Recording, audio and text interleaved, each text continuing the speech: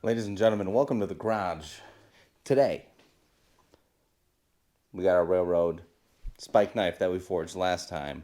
The goal today is to turn it into the world's most railroad spike-ish cleaver.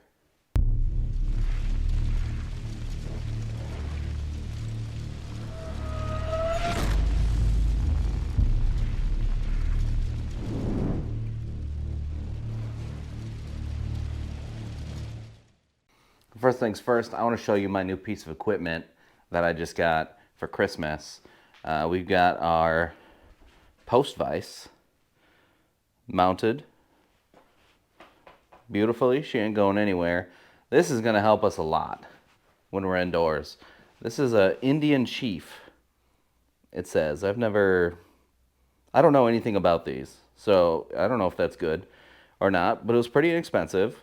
My dad actually got this for me for Christmas. Cleaned it all up, put it on this stand. It's beautiful. So now we finally get to use it. Very excited. So first order of business is going to be, you can see how this goes in a little bit. I just kind of want to see what I can do, if I can do anything to straighten that, or else we're going to end up curving this down so it kind of follows this path. I should have noticed that when I was forging.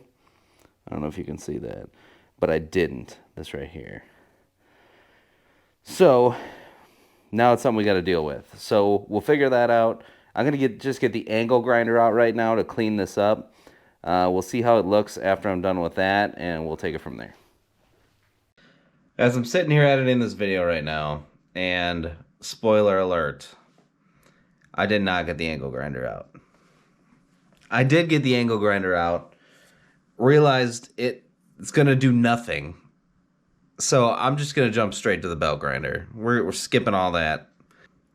Second spoiler alert, this did not become a cleaver. The blade just didn't have enough width for that to look anywhere near decent. Stay tuned to find out what it actually became. Here we are at the belt grinder. I got a 36 grit belt. This is a 1x30 Harbor Freight grinder, as you all know what I use. The goal is going to be to change this shape.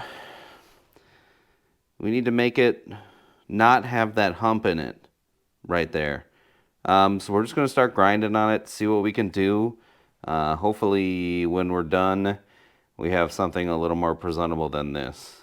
This is a forging error. I should have noticed that when I was forging. I didn't. So here we are.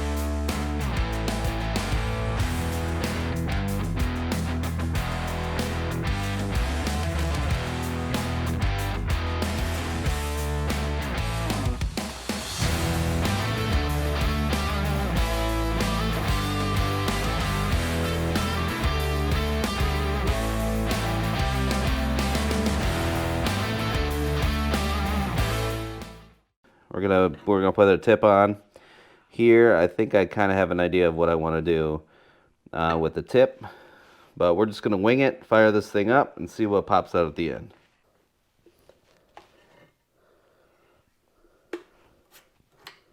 It's not plugged in. It's not plugged in. Now it's plugged in.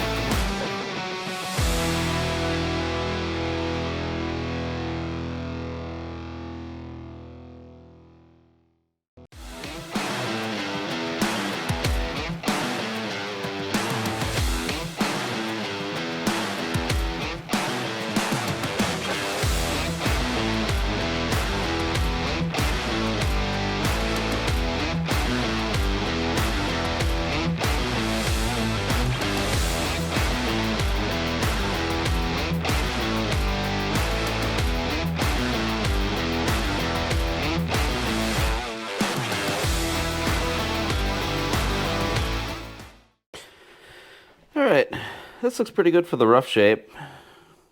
See if I can put this somewhere better so you can actually see. So this is the rough shape. Oh my God, that's so hot, so don't touch it.